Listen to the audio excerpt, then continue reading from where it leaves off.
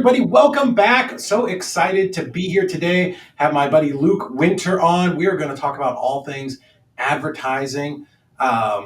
Luke is the owner and CEO of Hello Pro. They really focus on TV advertising, which is pretty cool. That's something a lot of us as investors, we see and we hear and we maybe dream about one day doing. And I'm super happy to have you on so we can talk about it today. But Luke, longtime real estate investor, was a CEO of a flipping and wholesale business where you guys did over 200 deals per year. So that's pretty dang impressive. Well, Luke, let's kind of jump right into it. Like, what's your background even before real estate? Like, you come out of high school, college. What were you doing? What was your plan? Yeah, so I came out of college in a very interesting time in the United States, 2008. Yeah. Which every real estate investor, I think, gets chills on the back of their neck when they hear 2008, 2009. That's when I left or graduated from engineering school. So my background is mechanical engineering. And I was fortunate enough to have a good job out of college in the oil and gas industry. Held a lot of different positions there, went through some leadership training and got to see a couple different facilities. Really focused on, world-class operations of oil refining, petrochemical processing, and An interesting business. Yeah, what was that? So that seems like an interesting business. I have a part ownership in an oil and gas company, and I barely understand it at all. Yeah, it was really interesting. It wasn't something that was exactly taught in the curriculum. Yeah. For mechanical engineering. So there's a lot of learning, just rolling up my sleeves and figuring out how to do stuff in that industry. It's pretty specific. And that was kind of my background. I did that for about 13 years. Did a little bit of real estate investing on the side, a flip project, a couple wholesale deals here and there, self-managed a small apartment building. And I realized, man, this is a lot of work. I very quickly found all of the very traditional pitfalls of early real estate investors. Right. What got you interested in real estate from being in the oil business? Good question. I'm a numbers guy, and I'm very process driven. Like, you're the thinker brain guy for sure. Yeah. I was the guy that was like barely paid attention in math class and aced every test. The person that the teacher hated. I hate people like you. I was struggling. I went to UMass. I took pre-calculus once. I got a C, or calculus got a C. I'm like, I can do better. Took it again and failed it. Had to take it a third time just to get back to a C. I was terrible at those things, and accounting, horrible. Yeah, it's a natural gift I think I'm blessed with. I was not blessed with they do the ACT score, math and science, off the charts, reading English. That was a little bit more of a struggle. But you understand where your opportunities are and you grow from there. When you take that and go through college, you're still just a young buck. I look back and I didn't know left from right. So real estate, what got that on your radar?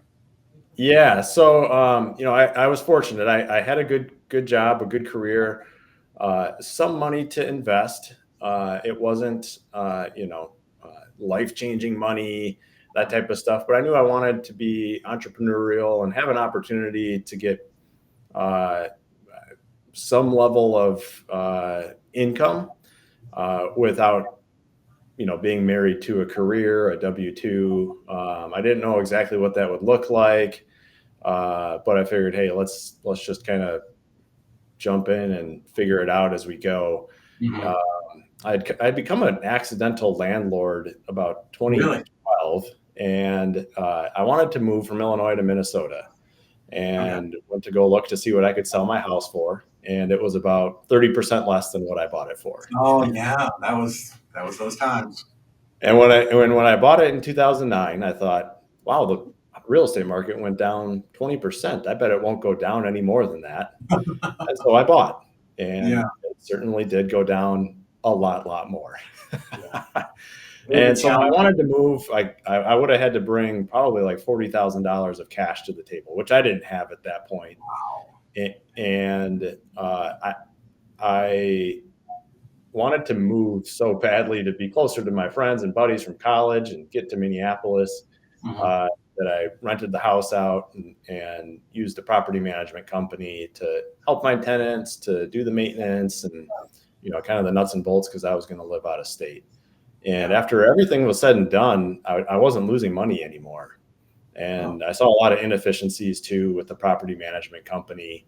yeah. Uh, you know, not filling the house as quickly as it could have been, Right. overpaying for maintenance things. I was like, man, if you do this a little bit more intentionally, if you buy a property right as a rental, Mhm. manage it a little bit better, you can actually make some money doing this.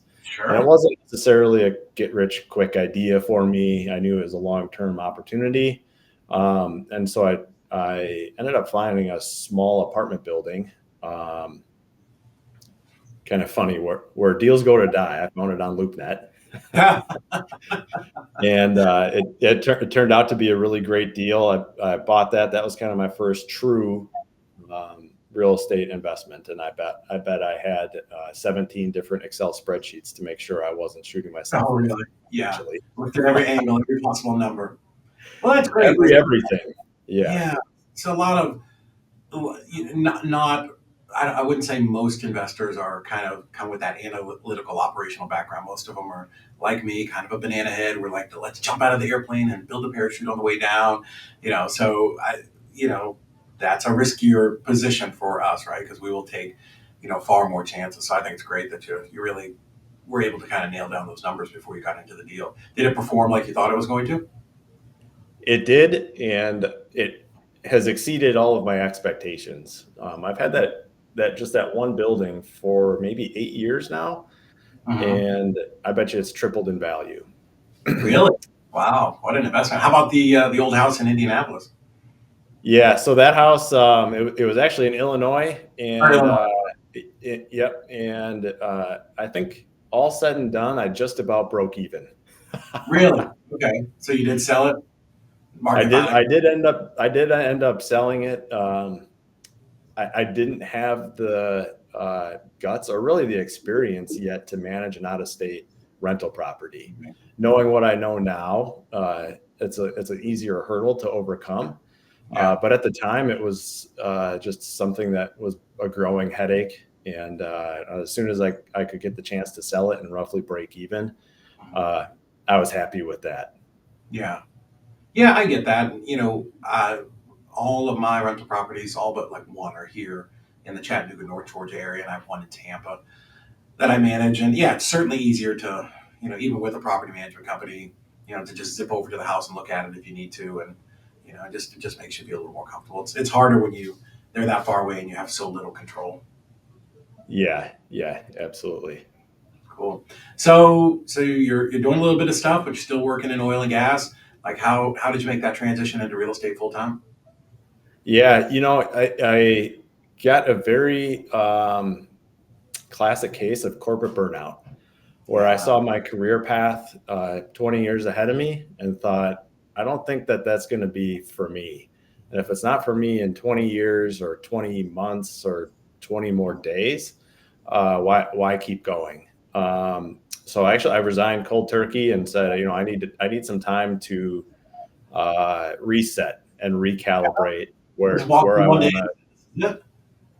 to. What was that? Walked in one day and was like, I'm done. I can't do it.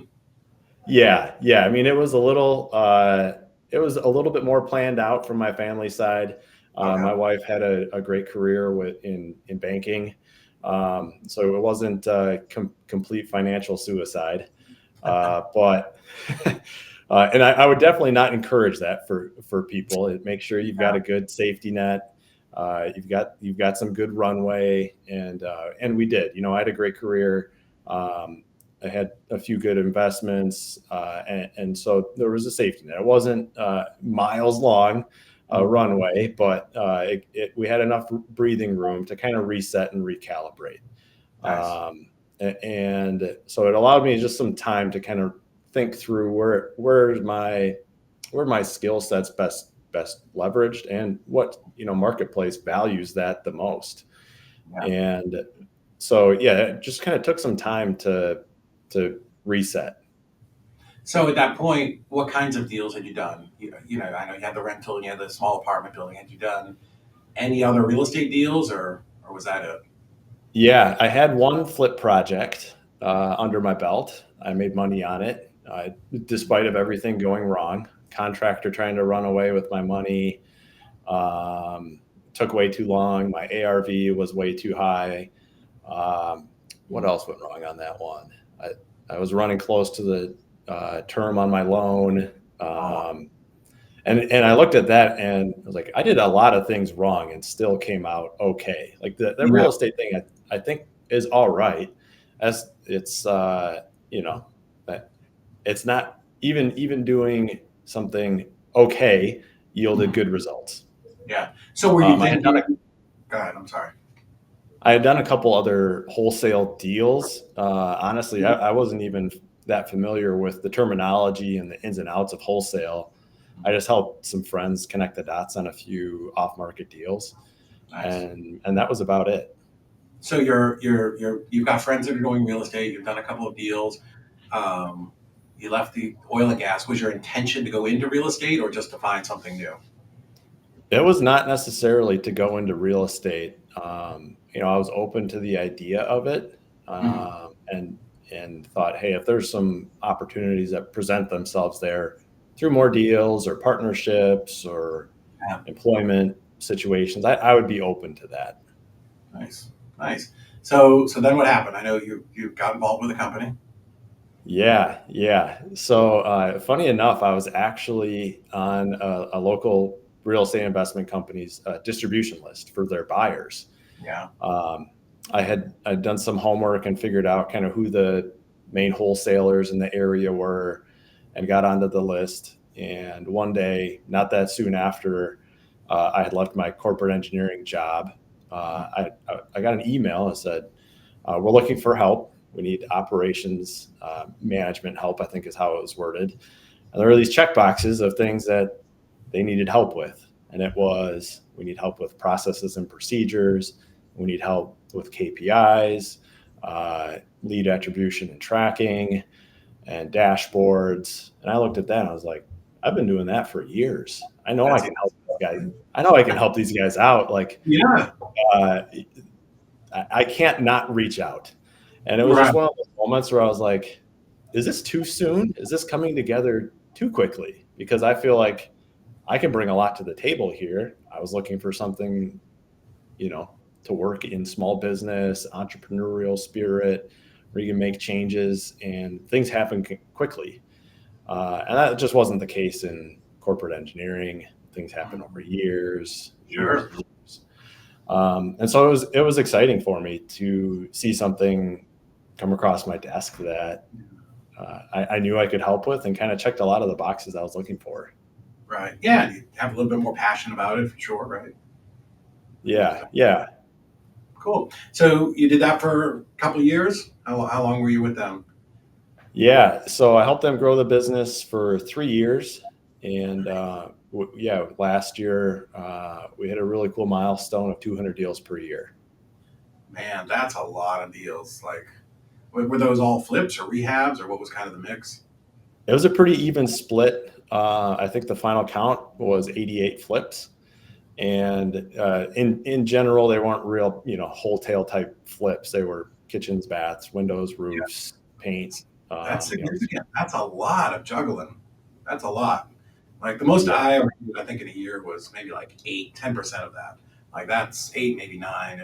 Yeah, that's a lot of work to juggle. yeah. And I'll be the first to give my team and the people that were around me and supported our business a lion's share of the credit, because, like you said, there's a ton of hard work that goes into that, a ton of problems that pop up, and fires to put out. All right. And it takes an army and a team to Sure. pull off a feat like that. 100%. Same thing, with our business and doing, we'll do 3,500 files this year as a transaction coordinator, and like it's not me, believe me. I don't touch any of them. I have an amazing team out there that supports me. So let's get into the good stuff, Luke. So Hello Pro. So you leave that company again. Looking to make a change, and tell me about Hello Pro and how you came up with that and what the thought process was. Yeah, so we managed in the business we were just talking about. We managed a pretty hefty advertising budget, Right. and we saw a lot of success in TV advertising. And I think it's something that is potentially overlooked by real estate investors as a really good way to generate high quality leads. And Yeah. there's a lot of unique things about TV that once you start to shine a light on it, you start to go, okay, yeah, that makes sense. Your target demographic is going to see your ads over and over again before there's a need. So they're warming up to the idea of the products or services that you offer. Um, most of the people that we're buying houses from, most real estate investors are buying distressed properties, something that's been inherited. There's divorces or foreclosures. Sure. People are making the last move of their life, and they just want the easy button. Right. Right. And those people are they usually have some time on their hands. They're probably watching some daytime TV. And I think one of the other interesting things about TV is it brings a lot of credibility. Oh, You see a brand on TV, and you see them over and over again for months or for years, and you think, wow, they've got an advertising budget. They probably have a team of people. They probably have treated their customers well over that time span to keep spending more money and to get in front of the right clients. And so that's an exciting opportunity for me. And I'm hoping to bring that to real estate investors across the nation. wow. So, I love that because we were talking before we jumped on today. I think TV for me, I was a wholesaler for 15 years, so a ridiculous amount of time, and never got into that. Did a little bit of radio, and then all of the other things. But honestly, I was a little scared by TV. I'm like, I don't even know who to call. I don't know how to do it. I don't like. Is it going to cost too much? Like, how do we target? What's the right time of day? Like, so many questions because it's such a different medium, right? I think a lot of wholesalers, most investors, like we start broke. We start very very broke. That most people don't come in with a great job. So we're very used to kind of bootstrapping our way up with some organic stuff and hustling and maybe it was driving for dollars and bandit signs, and then we graduate that up into PPC and some other things. But TV, that's like this whole feels like this whole other level. So I think it's great that somebody's out there that can explain it to them. So like kind of walk me through it. Like what does it look like? Because for me, again, it seems very daunting. yeah. So, first of all, it's not. My Okay. goal is to make it less daunting, Yeah. and especially in good markets for real estate investors are great markets for TV, great markets, and it really doesn't take a lot of money to get started. Okay. And yeah, I think it's a less competitive place to advertise as well. So if you were wanting to get started, you just reach out to me. We would set up a time to chat. I want to understand, you know, how do you handle leads? Mhm. What's your dispo strategy? Make sure if somebody calls you, you know how to handle that lead right, because there's a small investment in TV. It's not really cheap advertising, but it is very affordable and delivers a good ROI. So if it's your first deal, um, maybe wait on TV advertising. If Yeah. it's deal 10, 15, 20, and you're looking for a good way to scale your business, Yeah. then we should definitely be talking. And I think a lot of people get intimidated by what's the first step. Who do I Yeah. call? Do I call the TV station? Do I call uh, an ad agency? Do I talk to other real estate investors about how they do it? And it's quite simple. We'll produce an ad that's going to feature you if you want to be on TV. or we would produce an ad that doesn't have your face on it, Yeah. and we would That's for air me. that. I have a face for radio. I want the no face ad. Yeah. So we've got some options there. And so we would bring that to a production house, we produce the ad, and then we'll Yeah. bring that to the TV stations. And we'll negotiate on your behalf to make sure you're getting good rates. So we take ABC versus Fox versus CBS and make sure we're getting in front of the target demographic that we want to get in front of. And we'll start airing ads from start to finish. We're probably ready to air ads in 4 to 6 weeks after the first handshake. When you and I would meet and we start airing ads. And I've heard stories from other real estate investors. They get phone calls right away. Sometimes it takes a few weeks for people to, get familiar with the brand, the Yeah. company, and then the need has to align with that timing as well. Right. So Um, you can help with finding the people to record the ad and the scripting and all. I mean, I'm sure you guys do all that stuff. Yep. I've got all the scripts.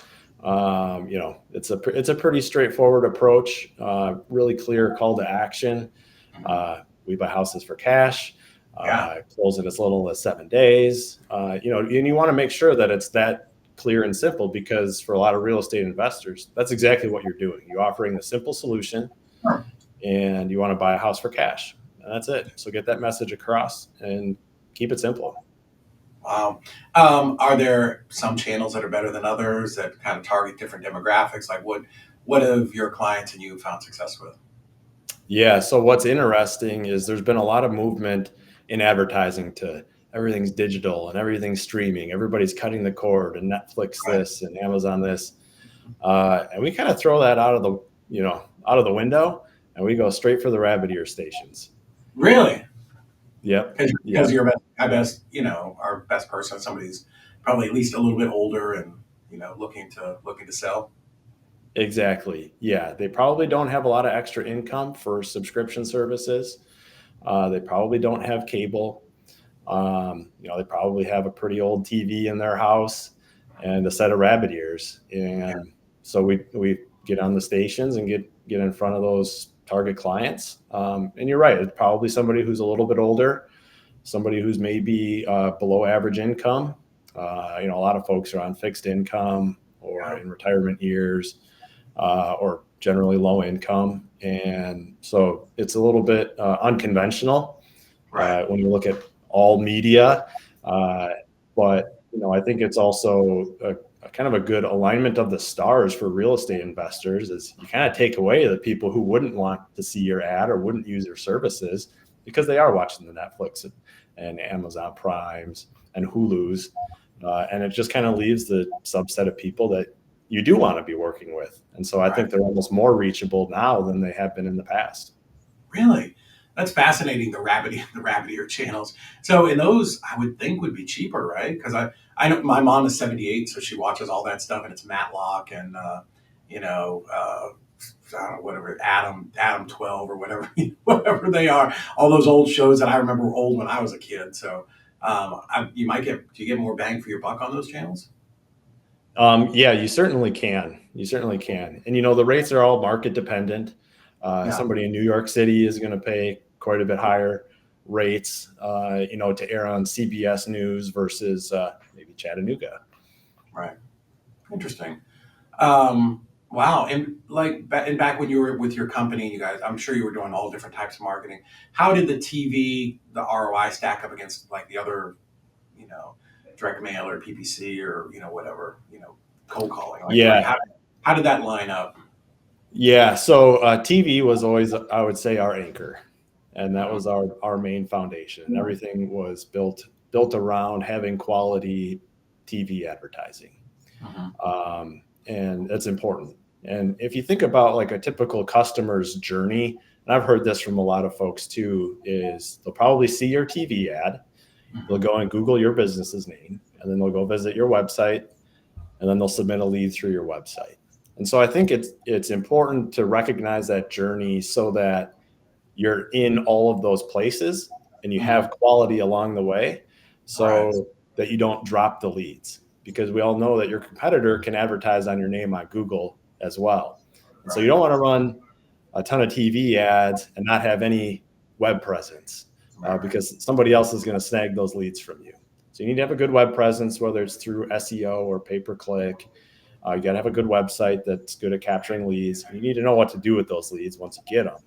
Yeah. But it all kind of starts with that we'll say offline interest and engagement from a customer. And there's other ways that you can do advertising to drive that interest through billboards. But it's very traditional media to drive inbound interest and leads. Yeah. And for us, TV was that foundation, and everything else was kind of built around that. So Interesting. as far as ROI is concerned, I would say TV was our rock steady. Really. And Luke, you found that most people would go to the website instead of calling the number? Or what, like in the ads, what do you like to put? Do you like put, go to iBuyHouseChattanooga.com, or hey, call 423, whatever? Yeah, so the best practice would be to make sure you try as hard as possible to get people to your website without Googling your name, because people can intercept any Google query. Like your competitors could pick up your lead, right? So if you can go to davidbuyshouses.com instead of Yeah. Googling who is David and where is he buying houses, that's going to be a better outcome. You're going to capture more of those leads and opportunities. But you always want to have that phone number on there too, because when someone picks up the phone to call you, They're ready. that's a good lead. Yeah. And you want to have somebody on the other end of that line picking up the phone who knows what they're doing. Right. And I would definitely not recommend sending that phone call over to the Philippines for a VA Yeah. to answer, because that's Yeah. going to be, especially coming from TV, that's going to be Right. a great lead. Right. I've talked to people who are basically ready to hand over their keys on the first phone call. Wow. Um, wow. That's amazing. That's fascinating. Yeah, because I would have just assumed that most people would have come through the phone call, not through the website. Hmm. Yeah, it's definitely a small subset that just picks up the phone, ready to go. I've got a need, come give me an offer on my house. But those are Wow. the great opportunities. Sure. Everybody else who's maybe kind of thinking about it, wants an offer in the next couple of weeks. There's still very high quality leads that come through TV, but they're going to submit a web form. You got to Yeah. follow up with them. You got to do the site visit, make sure you got a good offer process. Um, the typical sales process. Yeah. You got to go through all that too. But great close rates for TV advertising, and that to me is what's exciting about bringing this opportunity to other real estate investors. Is I know the power that it can have on a company, on people's careers, and really and their life, especially in uh, kind of what I would say is a pivotal time in marketing, where texting and cold calling is Oh, under getting fire. really tough. And I think that's where 5-10 years ago, a lot of people found really good success in real estate investing. So Yeah, I do yeah, feel like the whole industry is stepping back just a little bit, right? We're going back, like you're gonna have to start closing on houses. Wholesaling may not be as available, as it once was. So, and then back to direct mail and TV and radios type stuff. yeah. I think about it a lot, and you got to run it like a real business, and you got to Mhm. change, and you got to be innovative. We've seen a lot of businesses in yesteryear that never wanted to change, and they're typically not around anymore. The Blockbusters of the world, Right. they're they're not here. They didn't want to change. Right. Netflix changed, and they're still here. Yeah. Yeah. So, Luke, let me ask you this: if somebody, we'll get all your contact info here. Somebody wants to reach out. Like, what's a good starter budget for running television ads? Like, just a ballpark. Yeah. So I would say like a good middle market cities like Chattanooga would be great. Birmingham, up to a few million in population. Uh, they're going to have really really good advertising rates, and you might be the first or only person, or maybe the second person, who's buying houses for cash who's on TV. Uh-huh. So it's a really low competition space typically in most markets. And then if you're in a big market, even LA, Denver, I would not consider Minneapolis a small market. You can still get really good rates.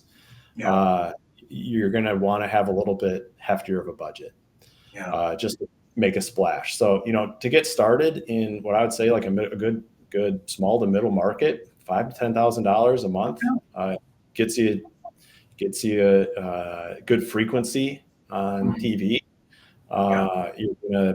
You're gonna have some airtime. You're gonna be able to get those news slots too. So it's not just seller leads that are going to see your ads. It's going to be your banker. It's going to be your insurance guy. It's going to be your realtors.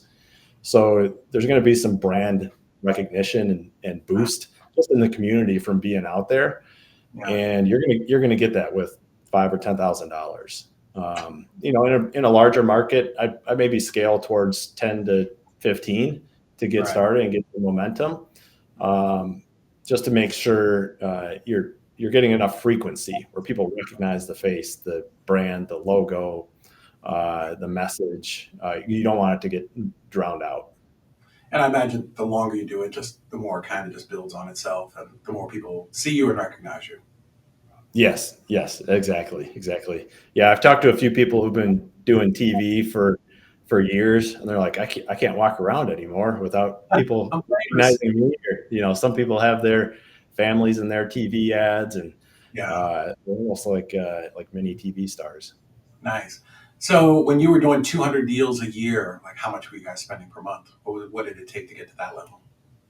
Yeah. So just as a data point, last year, I think our advertising budget was north of $1 million. Wow. Okay. So it is a big commitment, Yeah. advertising wise, Right. to continue to do that month in, month out, because we all know that we have good months and bad months. Yeah. Uh, there's some waves that we ride, but like I said, it was the cornerstone of our business, and we wouldn't invest at that level if it wasn't delivering quality revenue, predictable revenue too. And that was all in one market, huh? Yeah. Wow. Ooh, you were just constantly on TV. Did you get the Super Bowl ad? Like, what did you guys do? My goodness. We didn't do any Super Bowl ads. One of the reasons why I started Hello Pro is I felt like at a certain point we were leading the ad agencies that we had been working with. Oh, They kind of put a ceiling on where they thought we should stop advertising, and we blow through that and still get good ROI after yeah. blowing through that ceiling. They'd suggest this strategy or that strategy. We'd kind of pencil in our own and execute on that, and it would deliver a great ROI. And I kind of thought to myself, like, I think I'm leading this. I should do this You and help should other do it. people too. Because yeah, we used to have people that would try and upsell us and err on this spot on the NFL, on the Vikings game, Right. and we wouldn't see any uptick in lead flow. And those are expensive spots. Those are Oh, really expensive spots. well, I think that's going to be valuable for a lot of investors who are out there who want to get into this advertising. Is somebody like you who's been in the business, who has done just hundreds and hundreds of houses, and kind of been through the gauntlet on the advertising world, and know what works and what doesn't work because you did it with your own money. So that makes me feel a lot more comfortable that you wouldn't spend your money on it. So hopefully you're not going to spend my money on it, right? And we want to get the biggest bang for our buck. Yeah, absolutely. And that's what's important to me is, you can only build a business that has long-term success if you really have aligned interest with your clients and customers. Yeah. And so spending a bunch of money on whiz bang advertisements isn't in the best interest of the customer. Yeah. And I want to build a high quality long-term business, and it will always do what's best for the clients and customers and real estate investors. Like it's a fun community that I like being a part of. Right. Uh, I really enjoy the dialogue and entrepreneurial spirit that happens in some of the mastermind groups, Mhm. and I want nothing more than to see those people succeed. Awesome. Well, Luke, what is the best way? Because I know we've talked about a lot of stuff. What is the best way for people to reach out and get a hold of you and kind of have that introductory call and see if this would be a good fit? Yeah, so folks can book a call direct on my website, which is thehellopro.com or hellopro.tv, Oh, which also happens to be my Instagram handle, oh, cool. hellopro.tv. Nice. That's good. Very cool. All right, Luke, thank you so much, man. I really appreciate you jumping on. Again, like I told you before we started, I'm excited to have, people like you on because it's a great way for me to learn. Because even though I've been doing this business for 22 years, there's so much stuff to learn, and I think TV is an amazing, um, way to advertise. And honestly, it was pretty scary until today. So fascinated to to dig into it more. So man, thank you so much. I really do appreciate you coming in. Yeah, appreciate your time. Thanks for having me, David. You guys make sure that you check him out at hellopro.tv or hellopro.com. Book a call and let's get you on TV.